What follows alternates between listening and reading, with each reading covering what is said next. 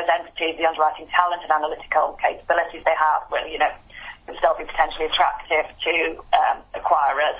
Yeah. With Lloyd's, very similar competitive pressures there. The key attractions of the Lloyd's market remain that it's a capital efficient structure, although for some of the larger groups acquiring that perhaps less of a factor.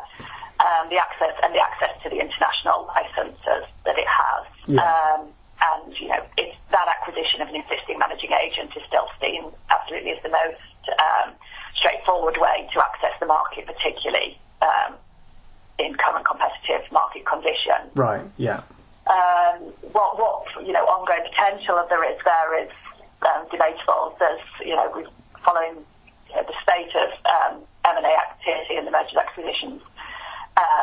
The number of London-centric companies really has shrunk, and the list of London market entities that remain do tend to trade at a very high price to net tangible assets. Okay, right, that's interesting.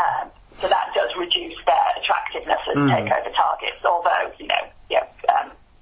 some of those entities have been acquired at very high prices. I think interestingly in that market we have seen some groups coming into some of the Lloyd's operations coming back into play as groups have acquired and then look to dispose of those Lloyd's operations. So thinking, Sompo and Canopia, Hanover now looking to dispose of Chaucer as well. Have they kind of been vocal on why they're looking to dispose of them? It's difficult to Sompo is obviously associated with the insurance acquisition, so once they acquired Endurance, it was less obvious as to why they would want to maintain Canopia. Right. Yeah. Hanover, there was a change in CEO and potentially change in strategy there. Okay. I think from the from the acquirer's point of view, what has been types of companies that have maybe been more attractive is. We talked about the acquisition earlier, but that retail smaller end of the commercial market is becoming increasingly commoditised, largely due to increased use of technology. Right. Yeah. So so companies that have access to and the ability to write more complex specialty business, I think proving attractive. Mm-hmm. Maybe on the other end of the scale, access to data and analytical capabilities is becoming increasingly important. So companies that can add value here, I think, are also likely to be quite attractive. Okay, yeah. Just quickly going back to Lloyd's for a second, how much of a factor do you think, well, firstly Solvency II, because obviously that's going to put some people off coming to Europe, I guess, but maybe that's not even worth discussing, but how much of a factor do you think the uncertainty around the Brexit negotiations would have at the moment on eyeing up a London company? I'm not sure that it's material. Lloyd's they've been very open about their plans post-Brexit, detailing their continuity plans, that there will be the ability to continue to write European business, will remain with Lloyd's Brussels. So, right, yes. I wouldn't put it as a major factor. Okay, brilliant. Yeah, no, I forgot about that.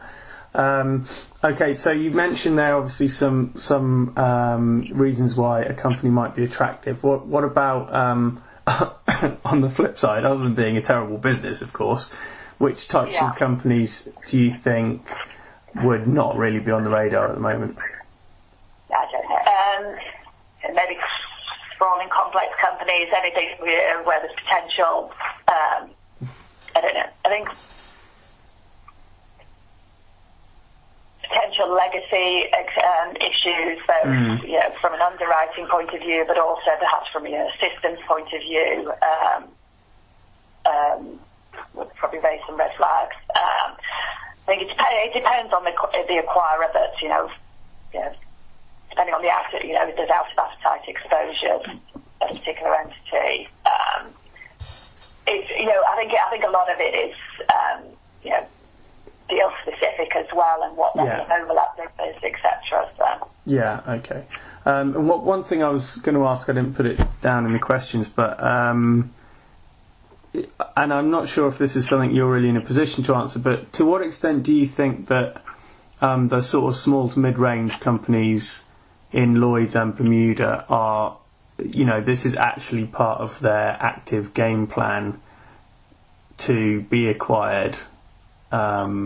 Is that what most of them aspire to happen to them one day, or is it more company by company, do you think? I don't know. I think it's probably more company by company. I think they're all answerable to their shareholders, so depending on the individual circumstances and the at point market dynamics, it will depend on what the offer is and whether it is more attractive to what adds value to shareholders remaining as an independent entity or becoming part of a larger group. And I think it will depend on the deal specifics. Yeah. Okay. All right. And then, so what are some of the challenges in the M&A environment at the moment, do you think? I think at any point when there's a lot of M&A activity, there's always the risk of overpaying and eroding shareholder value.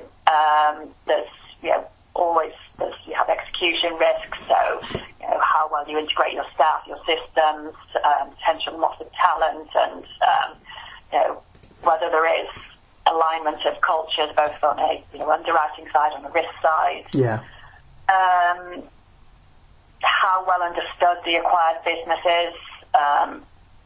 And I think one of the biggest risks is unforeseen legacy issues. Mm. So, but I don't know if they're necessarily current challenges. I think there are always challenges with M&A. Yeah, no, but that's good to know anyway. Okay, and then do you is there any sign of? There was literally a story I think on reinsurance.com yesterday about concern over M&A price tags in the reinsurance space. Do you see that just continuing, or are there signs that deal flow might slow a little bit, or what's the outlook from the sort of pricing and deal flow perspective? I don't know. Sorry, I don't really feel in a position. Yeah, no, that's fine. Answer that. I think there have been various surprises. I think the dynamics remain. So I think we would expect what's happened in the recent past to continue. Yeah. Okay. Fantastic. All right.